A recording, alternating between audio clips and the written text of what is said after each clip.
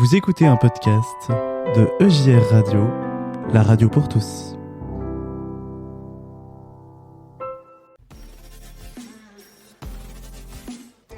After Work,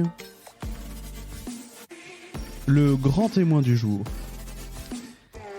Et ce soir, notre témoin, c'est une témoin, puisque c'est Gwenaëlle Boulet. Bonsoir Gwenaëlle, merci d'être avec nous. Bonsoir. Merci d'être sur EJR Radio. J'ai envie de dire, t'es presque une habituée maintenant. Je sais pas si on peut dire ça de toi, mais en tout cas, je sais que tu nous suis. Tu nous soutiens bien, du moins, sur EJR Radio. T'es importante pour nous et je suis toujours ravi de te retrouver sur nos antennes. Alors, peut-être qu'il y a des auditeurs qui ne te connaissent pas. Est-ce que, rapidement, tu pourrais un petit peu te présenter pour nos amis auditeurs qui ne te connaissent pas ? Oui, je peux me présenter rapidement, mais oui, c'est un plaisir d'être avec vous ce soir déjà, de le lire comme ça. Je crois qu'en fait, c'est EJR Radio qui est importante pour l'Église. Et c'est chouette de vous soutenir et c'est vous qui nous accompagnez aussi dans nos ministères. Alors, je suis Gwenaëlle, je suis pasteur de l'Église protestante unie de France.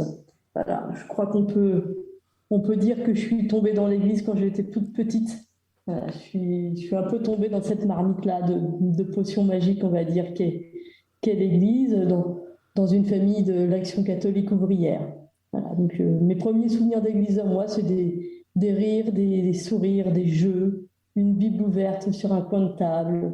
Voilà, et puis, chemin faisant, la vie passant par là, je suis devenue pasteur de l'Église protestante unie. J'ai d'abord été pasteur à Sochaux, entre les voitures et le stade de foot dans l'est de la France, et puis ensuite à Dijon, pour tout le département de la Côte d'Or. Et puis maintenant, depuis 5 ans, je suis secrétaire nationale à l'évangélisation et à la formation. En fait, c'est un poste de travail en équipe pour réfléchir à l'évangélisation, coordonner des projets innovants, réfléchir à une église qui pourrait prendre d'autres formes que seulement les formes d'aujourd'hui. Voilà un peu pour faire un peu vite une présentation. Eh ben, c'est une très belle présentation et tu parlais d'autres formes. On en parle souvent avec Marc Schaeffer et qui nous fait les podcasts de l'Église protestante unie de France. Et cette chronique des podcasts, on essaye de faire des nouvelles formes d'église, ou du moins des formes un petit peu différentes et qui changent. On pourra peut-être en parler tout à l'heure. Mais justement, tu nous l'as dit, tu es en charge de l'évangélisation dans notre église. Alors moi, j'ai une question qui peut-être paraît naïve ou bête, je ne sais pas. Mais est-ce que c'est une tâche facile de faire de l'évangélisation ? Et j'ai envie de rajouter même ce que Marc a dit tout à l'heure, je ne sais pas si tu écoutais au début de l'émission, mais il nous a dit on peut faire de l'évangélisation interne à notre église et externe. Alors qu'est-ce que tu en penses un petit peu ? Déjà, est-ce que l'évangélisation, c'est quelque chose de facile à mettre en place ? Est-ce que c'est facile ? C'est une très très bonne question. Je crois que ça n'a jamais été facile. Vraiment, je crois que de tout temps, les disciples, quand ils ont été envoyés par le Christ et les premiers chrétiens, ils se sont aussi retrouvés confrontés à des situations pas simples.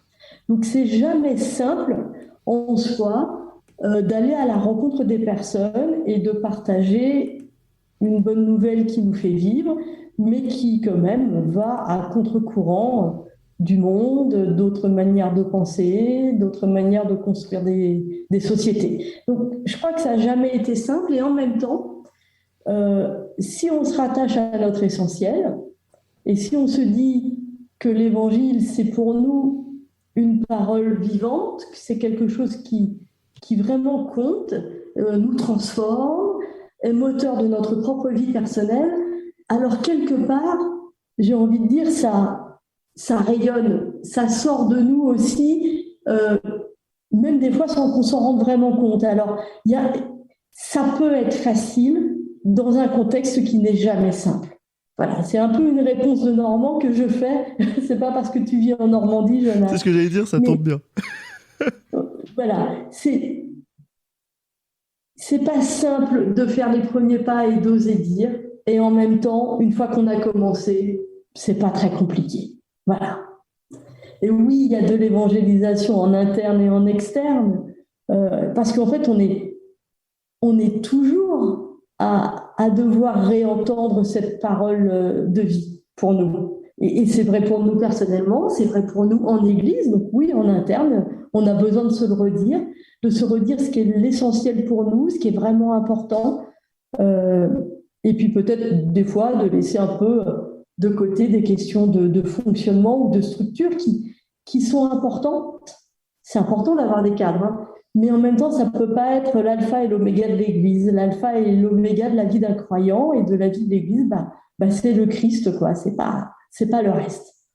Oui, j'ai envie de dire, c'est un petit peu au quotidien, l'évangélisation finalement. Et c'est très juste ce que tu disais tu disais qu'on n'avait pas l'impression des fois d'en faire et que finalement on en fait sans s'en rendre compte de l'évangélisation. C'est vrai, tu as entièrement raison et je pense que si on y réfléchit bien, si nos amis auditeurs se posent et y réfléchissent, bah, ils vont se rendre compte que finalement peut-être qu'ils en font de même de l'évangélisation. Alors justement, tu nous parlais au tout début, là, dans ta présentation, que tu essayais de faire de l'évangélisation nouvelle un petit peu, enfin avec des nouveaux outils justement. Quels outils sont mis en place et qu'est-ce qu'on peut faire pour faire de l'évangélisation? Peut-être que ça donnera des idées à nos amis auditeurs qui nous écoutent. Alors, le premier outil, et je mets tous les guillemets de la terre, on ne le voit pas à la radio, on peut l'entendre, il y a plein de guillemets, mais le premier outil, c'est nous.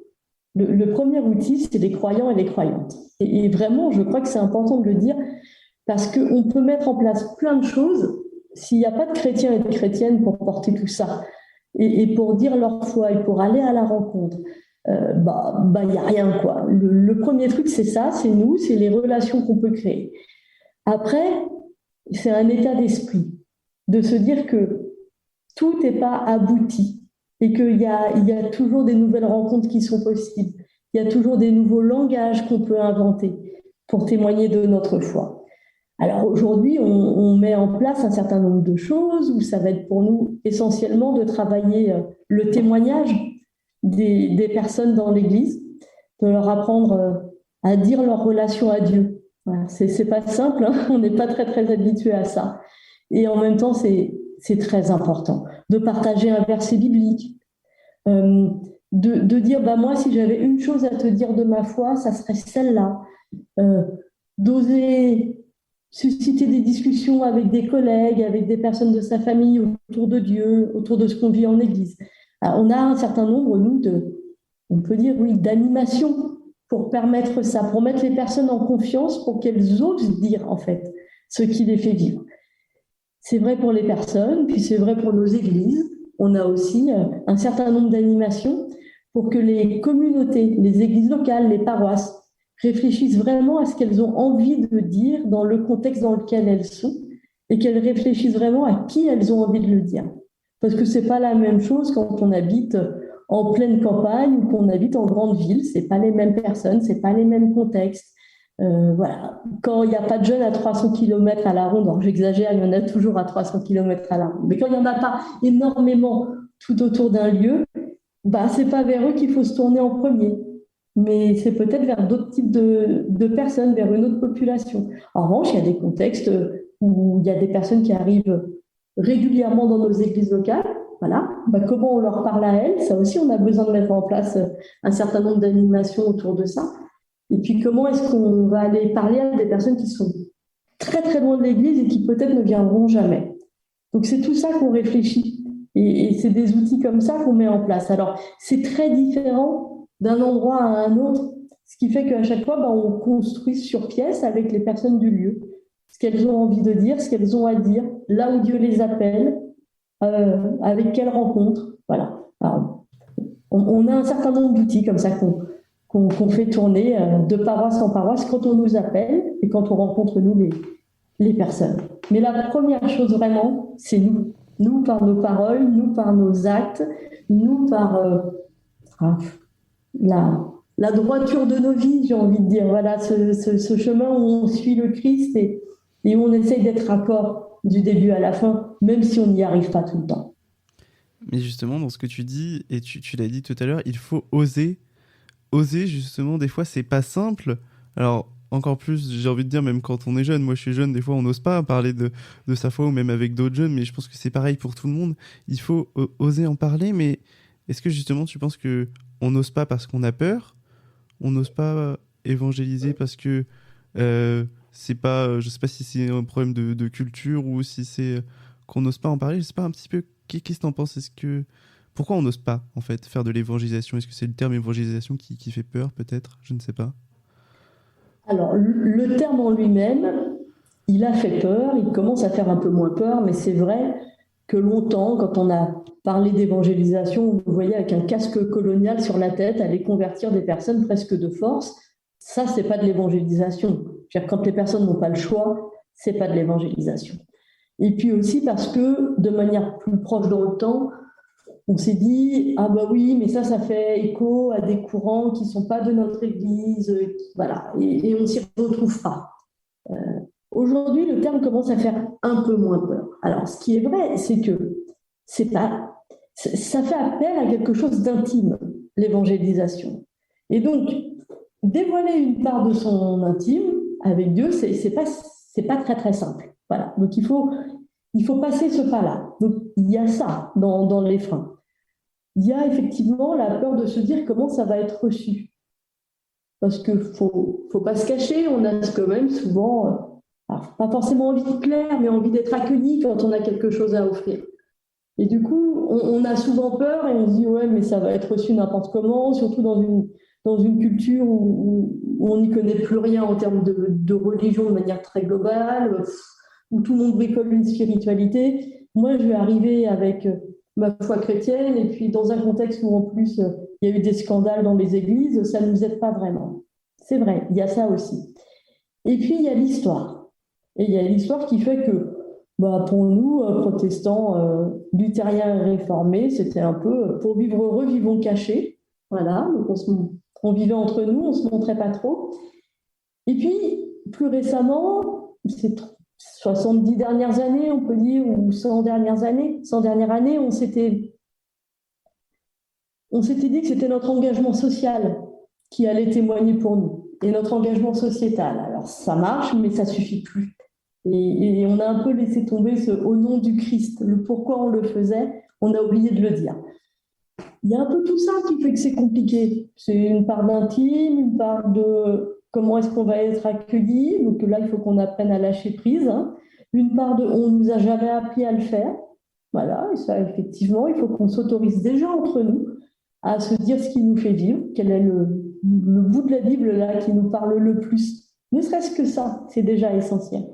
Et puis, rompre avec une certaine histoire qui nous disait on va vivre caché. Alors, ça ne veut pas dire laisser tomber notre passé, parce qu'il est très très beau, et notre tradition, elle est très belle, mais ça veut juste dire que ça, ce côté on se cache, non, on arrête. C'est pas vrai que la foi, c'est de l'ordre du privé, et c'est pas ce que dit non plus la loi de 1905. On a le droit de dire qu'on est croyant aujourd'hui dans notre société. Mais si déjà on se dit moi, je vais offrir quelque chose à l'autre, et puis peu importe comment il va l'accueillir, eh ben déjà, on fait un grand pas. Et généralement, on est bien accueilli. Eh ben, j'ai envie de dire à nos amis auditeurs, osez aller en parler et osez parler aux autres. Et c'est important, ce rappel justement sur la laïcité que tu viens de nous faire. Et je pense qu'on l'oublie souvent, et c'est pour ça aussi qu'on n'ose pas aller et en parler. Et j'espère que cette radio et ces micros sont aussi peut-être pour certaines personnes l'occasion d'oser parler de tout cela. Tu parlais que notre Église était peut-être un petit peu renfermée sur elle-même à une certaine époque.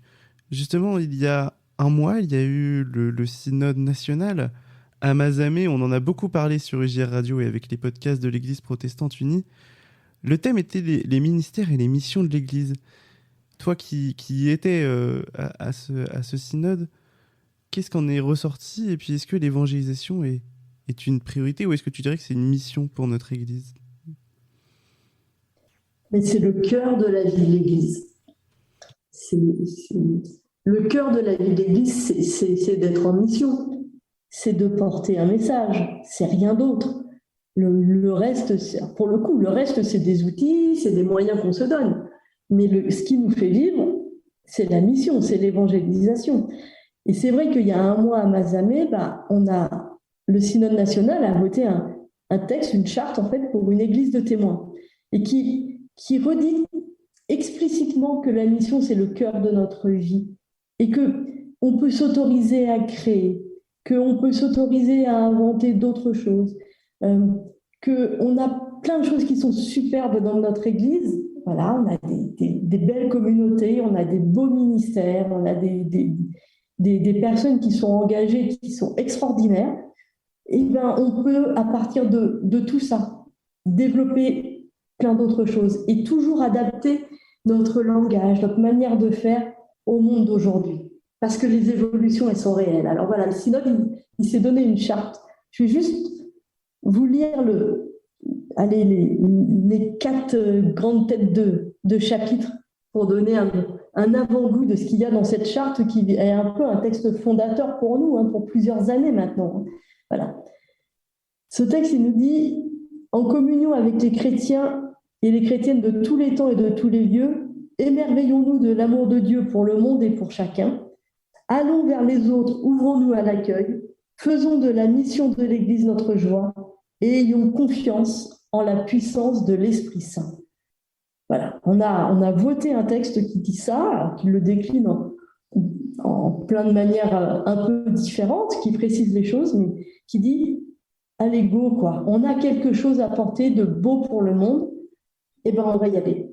Et on ne va pas se décourager, même si ce n'est pas simple, même si les évolutions sont compliquées. On va y aller et on va retrouver cet élan, en fait, qui vient pas de nous, qui vient de Dieu et c'est l'Esprit qui nous pousse. Et ben on va y aller en confiance. C'est ça qu'on a voté il y a 1 mois à Mazamet et on sait que ça va déboucher sur des choses peut-être qu'on n'a encore jamais vues. Voilà. On s'est bien donné des grandes orientations pour arriver à ces choses qu'on n'a jamais vues, mais on ne sait pas à quoi ça va aboutir. Des nouveaux ministères, des nouvelles formes d'église, des nouvelles manières de dire sa foi, voilà, des nouveaux partenariats. On ne sait pas, mais on se dit on y va, et on y va dans la confiance, et on verra bien ensemble et avec Dieu où Dieu nous mène. Et en fait, c'est une invitation à se mettre en mouvement, j'ai l'impression, dans ce que tu nous partages là ce soir. Et voilà, il faut que notre Église se mette en mouvement, pasteur comme membre de l'Église. Ça concerne tout le monde, dans toutes les paroisses. Ça concerne tout le monde, oui. C'est pas l'apanage des pasteurs, franchement pas. Tout le monde a quelque chose à dire. Tout le monde a des talents à offrir. Il y a des gens qui ont des compétences extraordinaires que nous, on n'a pas du tout comme pasteurs. Et on ne peut pas passer à côté. Enfin, voilà, ce que vous faites vous à la radio, c'est votre compétence à vous, c'est pas la nôtre. Nous, on peut encourager, on peut soutenir, on peut vous aider à développer des choses, mais vous avez des compétences qui sont en fait au service de l'Église. Ça, c'est vrai dans tous les domaines, et dans tous les domaines de la vie de l'Église, on a des perles comme ça. Il faut juste être à l'écoute et ouvrir grand ses yeux pour les discerner et les encourager. Mais oui, c'est tout le monde. C'est tout le monde et c'est tout le monde ensemble. C'est pas non plus chacun dans son coin. Et c'est ça la force de l'Église. C'est de dire c'est pas chacun dans son coin qui va faire les choses, qui va parler de sa foi. Non, c'est bien sûr chacun, mais tout le monde ensemble. Parce que ce que l'un vit, ça résonne pour l'autre et ça porte l'autre. Et de se dire ça aussi, quelque part, on a moins peur d'y aller. On n'y va pas tout seul, quoi. Et justement, on n'est pas tout seul, sinon on n'ose peut-être pas encore le faire. Ou je pense là au podcast de Marc sur les podcasts de l'Église. Justement, on montre que notre Église est en mouvement et elle se met encore plus en mouvement. Et je pense que c'est un petit peu le résumé de cette interview, qu'il faut oser et se mettre en mouvement et que notre Église en prend le chemin. Justement, notre interview, elle arrive à son terme. Je pourrais discuter avec toi des heures parce que c'est toujours très intéressant ce que tu nous apportes. Et justement, est-ce que tu aurais quelque chose à dire à nos amis auditeurs là qui nous écoutent ce soir ? Qu'est-ce que tu aimerais leur dire, une pensée ou un message que tu voudrais leur offrir ? Ils t'écoutent, l'antenne est à toi. Je crois que j'aurais envie de dire qu'on vit une époque à la fois très complexe et très compliquée, et en même temps qui peut se révéler fabuleuse. Et on vit une époque dans laquelle chacun de nos choix, chacune de nos paroles, en fait, sont importants, laissent des traces.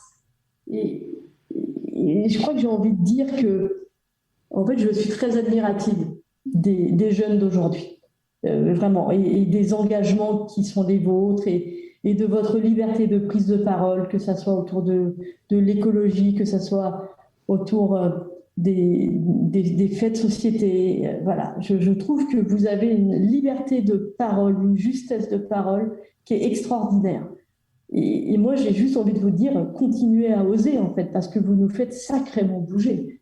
Je ne sais pas si vous vous en rendez compte, mais en fait, souvent on a dit dans l'Église, les jeunes, c'est l'Église de demain. Non, ça Marc vous le rappelle assez, je suis d'accord avec lui. Les jeunes, c'est déjà l'Église d'aujourd'hui, mais aujourd'hui, en fait, vous nous transportez, quoi. Voilà, vous nous donnez une force incroyable avec le peps que vous avez, avec votre franchise, avec votre manière de mettre les pieds dans le plat, et aussi avec vos nouvelles manières de penser qui ne sont pas du tout les nôtres. Et vous nous décalez toujours. Donc, osez, allez-y dans la confiance.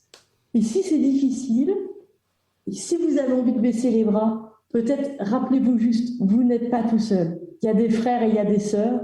Et surtout, c'est Dieu qui est aux commandes, quoi. Et c'est Dieu qui porte. Voilà. Alors faites vos choix, mais Dieu sera toujours là pour vous pousser dans le dos quand vous en aurez besoin, pour vous recueillir quand vous serez tombé, pour vous redonner une parole de confiance quand vous en aurez besoin aussi. C'est Dieu qui est à la manœuvre avec vous, alors allez-y en confiance.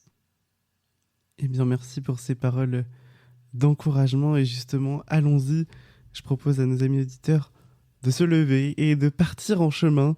On va se mettre en chemin en s'écoutant « Je me lève » de Lucas. Merci Gwenaëlle, vraiment, d'avoir été avec nous ce soir. Tu es la bienvenue pour revenir quand tu veux sur EJR Radio, vraiment. Et donc...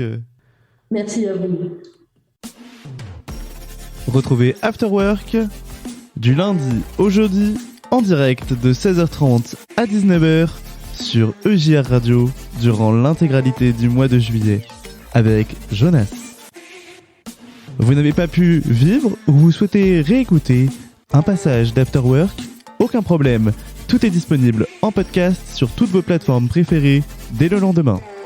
EJR Radio, la radio pour tous.